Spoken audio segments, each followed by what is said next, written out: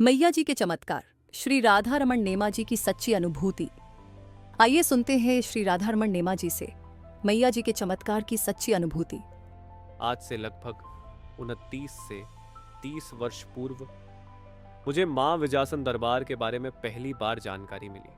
उन दिनों मैं और मेरे मित्र विभिन्न मंदिरों और देवस्थानों की खोज में जाया करते थे। उसी दौरान हमें पता चला कि मां विजासन दरबार आर्डिनेंस खमरिया फैक्ट्री के सरकारी आवास टाइप 2 में स्थित है। हम सभी मित्रों ने निश्चय किया, चलो माता जी के दर्शन करते हैं। जब हम वहां पहुंचे, लाइन में लगे कुछ ही समय हुआ था कि अंदर से माताजी ने बुलाया।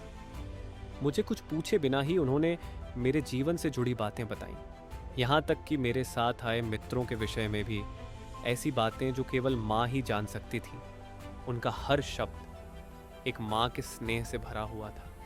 न कोई जादू, न कोई दिखावा, बस एक सच्ची अनुभूति, जैसे माँ अपने पुत्र से प्रेम पूर्वक संवाद करती। उस दिन के बाद जब जब मैं माँ विजासन दरबार गया, हर बार वही स्नेह, वही अपनापन महसूस हुआ। ऐसा लगता था जैसे खोई हुई माँ का स्नेह फिर से मिल गया हो। गुरुजी, जिन्हें हम मैया जी कहते थे, वास्तव में एक शिक्षक थे, पर उनके भीतर बसती थी माँ जगदम्बा की शक्ति। वे जैसे माँ अपने बच्चों से प्रेम करती है, वैसे ही भक्तों से प्रेम करते थे।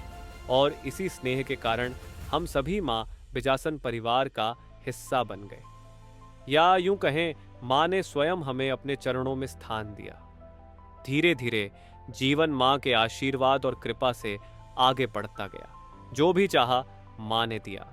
आशीर्वाद जब मिला तो लगा ये पूर्व जन्मों के पुण्य कर्मों का फल है कि हमें मैया जी का सानिध्य प्राप्त हुआ। मैया जी सहज, सरल, अनुशासन प्रिय और स्नेही थे। उनसे बात करते समय एक आदर भरा डर रहता था, पर जब उनके सिर पर माता जी की सवारी आती थी तो वे अपार प्रेम से हर समस्या का समाधान सहजता से कर देते थे। उनकी कही बात पत्थर की लकीर होती थी। माता जी के माध्यम से कही गई हर बात सत्य और अटल। कई बार जब हम समझ नहीं पाते थे तो माता जी सपनों में आकर संकेतों के माध्यम से हमें राह दिखाती थी। उनका ऐसा साक्षात्कार अविस्मरणीय था। माँ ने इस रूप में दर्शन देकर जन्मों की प्यास बुझा दी। कुछ समय पश्चात मैया जी का दरबार सुहागी में लगने लगा। वहां मुझे भी सेवा करने का अवसर मिला। मैं एक छोटा सा सेवादार बन गया। और सच कहूं, वो पल मेरे जीवन के सबसे धन्य क्षण थे। कभी डांट पड़ती थी, कभी स्नेह मिलता था, पर हर बार उस डांट में भी माँ का ममत्व झलकता था। 24 दिसंबर 2008 वो दिन हमारे लिए वज्रपात जैसा था। मैया जी हमें छोड़कर अज्ञातवास को चले गए। उस दिन से आज तक हम उनकी राह निहार रहे हैं। शायद किसी रूप में फिर दर्शन दें, किसी स्वप्न में मुस्कुराकर कह दें, बेटा मैं यही हूँ।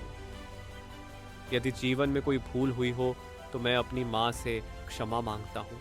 माँ का स्नेह अनंत है और हम बस उसी स्नेह के सहारे जीते हैं। जय माँ विजासन, जय मैया जी।